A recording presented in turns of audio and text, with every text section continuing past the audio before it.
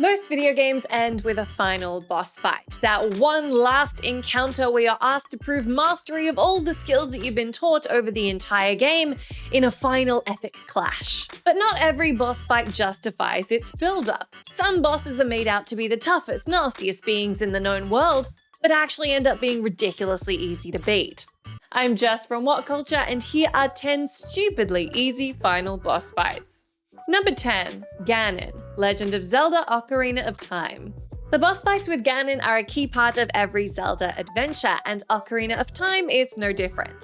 This 1998 release has gone down in history as one of the greatest games ever made, and the build-up to this final battle is suitably thrilling. But even the most hardcore fans will admit the actual clash with Ganon is a little anticlimactic. The main problem with this fight is that it's way too easy and repetitive. Ganon looks the part, appearing in one of his most fearsome forms and armed with a pair of gigantic swords. Sadly, his fighting skills don't do justice to his intimidating appearance. For the entire fight, players can just roll between Ganon's legs as he flails at them, and then slash him on the tail. He has a lot of health, so you'll have to repeat the process quite a few times to finish him off, but the entire fight is quickly reduced to a rinse and repeat formula of rolling and slashing, with the boss's attacks never changing. Number 9. Sadler, Resident Evil 4. Another classic game with an unfortunately easy final boss, Resident Evil 4 slowly builds Sadler up as a seemingly unassailable final foe. He seems to be almost immensely powerful, but when you actually face him one-on-one, he's not much of a challenge after all, and seems way easier than several other bosses in the game, like Krauser, Verdugo, and Salazar. Part of what makes the Sadler fight so easy is the area it takes place in. Instead of a closed arena, the battle occurs in a pretty large space with a bunch of escape routes and different traps to help you beat the boss. Also, by this point in the game, you've probably amassed a ton of weapons, grenades, and ammo, and the boss's weak points are pretty easy to discover and target. In addition, after doing a bit of damage to the boss, Ada appears and tosses you a one-hit kill rocket launcher to finish him off, meaning that the whole fight can technically be over in less than a minute, even on the toughest difficulty. Number 8. Fontaine, BioShock. BioShock is such a well-made and beautifully paced game, but a lot of players felt like the final fight was a bit of an anticlimax. The game's primary antagonist, Frank Fontaine, was even a letdown in his appearance, looking like the Watchmen's Dr. Manhattan with a bad case of roid rage. The fight with Fontaine could have been a great one, but players quickly learned it was simply too easy to blast the boss with the chemical thrower weapon. Using the electric gel, Fontaine is almost entirely paralyzed and has no real opportunity to fight back, meaning that most of the fight can be won by just standing in one spot and holding down the trigger.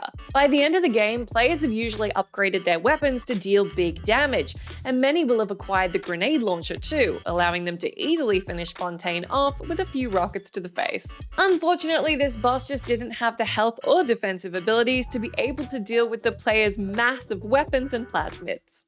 Number 7. The Destroyer, Borderlands. You've made it all the way through the Borderlands, battling countless enemies of all shapes and sizes, plowing your way across Pandora through one boss battle after another, all in your quest to reach the planet's fabled vault, filled with untold treasures and guarded by a terrifying monster known only as the Destroyer. Well, he must be compensating for something with that name, because this boss battle is nothing special. The Destroyer is basically a big stationary blob with a few tentacles that are quickly and easily detached from its body with some well-placed shots on gigantic weak spots. The only thing that makes this fight even slightly difficult is how tedious it can be. The Destroyer is a big bullet sponge, and you'll need to run through all your ammo supplies to finally bring him down, but he poses little real threat. The arena is filled with cover that'll keep you safe, and his attacks are easily predicted and dodged. Number 6. Evelyn, Resident Evil 7. Resident Evil 7 received universal acclaim upon its release, but many critics did point out that the game's last boss encounter was a bit of a letdown, especially when compared with other enemy encounters earlier in the game. Like in Resident Evil 4, the final fight just can't live up to the hype, and it's way easier than the clashes with other bosses like Jack and Marguerite. The fight is broken up into 3 stages, and in the first stage, all you have to do is walk towards Evelyn while she tries to push you away. The second stage consists of basically standing still and shooting Evelyn's big creepy head as she slowly starts to crawl towards you. But this stage can be finished in a flash with a few strong shotgun or magnum blasts. In the final stage, Evelyn reveals her enormous true form, and players finally thought they were in for a real fight. But once again, all you really need to do here is shoot your best ammo at her and the fight's over just as soon as it starts. Number 5. Natla, Tomb Raider. The original Tomb Raider was a breakout hit for the PlayStation, filled with intense sequences and gripping combat. But the final boss battle with Lara Croft's nemesis, Jacqueline Natla, is a bit of a damp squib after such an action-packed experience. Natla transforms into a massive winged beast and starts hurling fireballs at our intrepid heroine. But the whole fight's over in less than a minute. All you need to do is keep the triggers held down on your twin Uzis and perform somersaults left and right to dodge Natla's attacks. The boss never possesses any real threat, and the game even gives you lots of Uzi ammo just before you enter the last room to make the battle as straightforward as possible. Natla's magic attacks pack a punch if they hit you, but they're very slow moving and simple to dodge, and the boss arena is filled with pillars to use for cover, making this fight one of the easiest sequences of the whole game. Number 4. Giovanni, Pokemon Red, Blue, and Yellow. Pokemon Red, Blue, and Yellow do feature some additional bosses in the Indigo Plateau section, but the final gym leader and main antagonist of the game is Giovanni.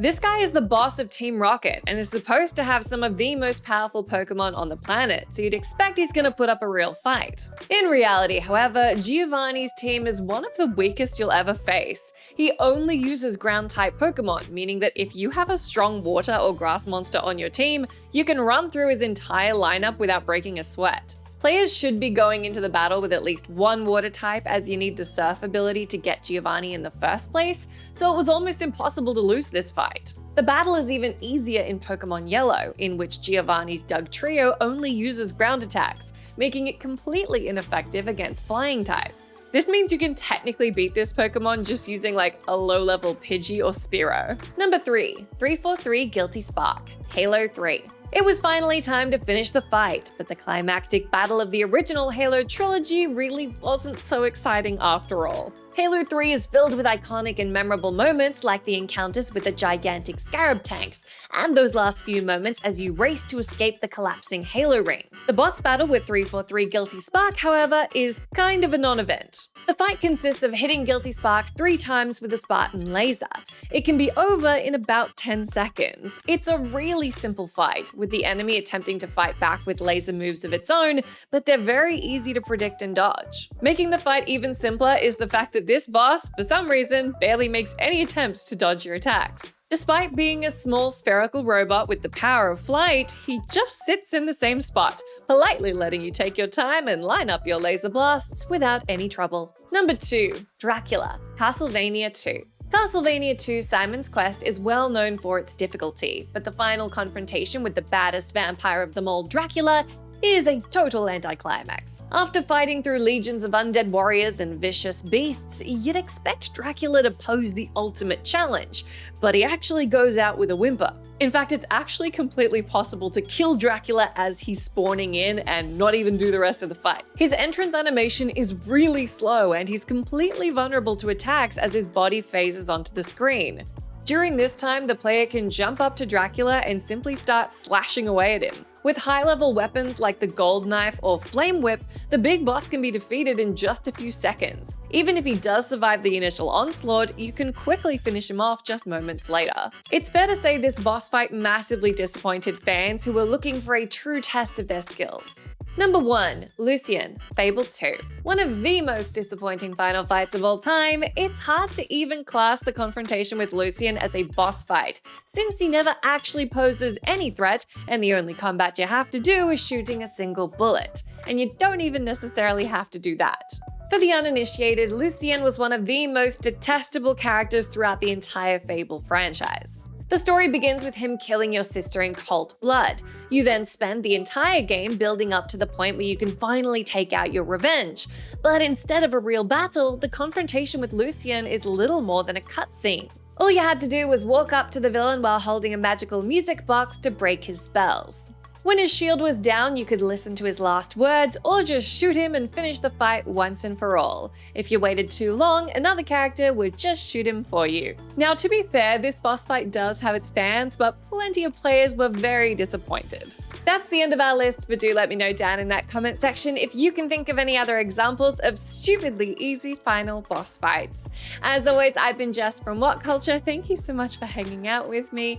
If you like, you can come say hi to me on my Twitter account where I'm @JessMcDonnell, but make sure you stay tuned to us here for plenty more great gaming lists.